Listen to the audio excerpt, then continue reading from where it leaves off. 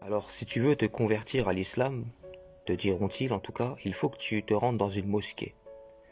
Donc, mosquée, c'est un mot qu'ils ont un petit peu inventé, ça n'existe pas trop dans le Coran. C'est le mot masjid en arabe, eux ils le traduisent par mosquée. Il y a une connotation communautaire que j'aime pas beaucoup, mais masjid, ça veut dire le lieu de prosternation. Bon, qu'importe, c'est un détail. Donc, il faut que tu te rendes dans une mosquée devant un imam. Imam, ça veut dire, dans le Coran, ça veut dire un chef, un leader, celui qui est devant. Ça veut pas dire un homme qui est guidé, qui a la foi, etc. C'est important de comprendre les termes quand même. Cet imam va te demander de réciter le témoignage: je témoigne qu'il n'y a de Dieu que Dieu et que Mohammed est son messager. Il te dit qu'une fois que tu as prononcé ce segment, tu es devenu musulman ou musulmane. Le Coran dit non. Parce qu'on a dans le Coran l'exemple de certains hypocrites qui ont porté ce témoignage-là avec leur bouche. Ils ont dit au messager: nous attestons que tu es le messager de Dieu. Dieu a répondu, il a dit: Dieu atteste que les hypocrites sont des menteurs. Donc, prophétiser avec la bouche quelque chose ne fait pas de toi quelqu'un de musulman, pour autant. Ils vont aussi peut-être te proposer de changer ton prénom pour un prénom musulman. Voilà, c'est une escroquerie sans commune mesure. Un prénom musulman, ça n'existe pas, ce sont des prénoms arabes.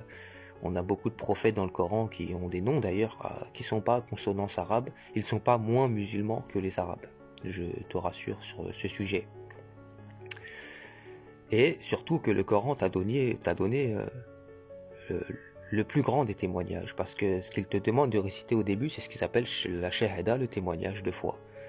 Dans le Coran, Dieu dit Akbar ou shahada. Ça veut dire le plus grand des témoignages. Qu'y a-t-il de plus grand en fait de témoignages?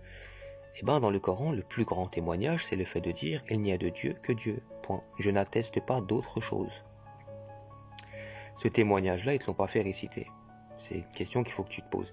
Et là où je peux parfois en vouloir un petit peu aux convertis, c'est comment vous-même, en termes de raison, vous permettez à un homme que vous connaissez ni d'Adam ni d'Ève, comment vous lui permettez d'être l'intermédiaire entre vous et Dieu? T'as aucune information sur cet homme. Des imams, il y en a des milliers.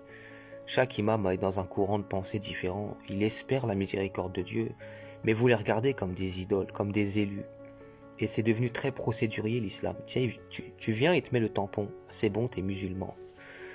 Ils oublient que la foi, c'est pas dans la procédure, c'est pas dans le papier, ni dans la forme. C'est quelque chose que tu vis. Voilà, faites pas avoir les convertis.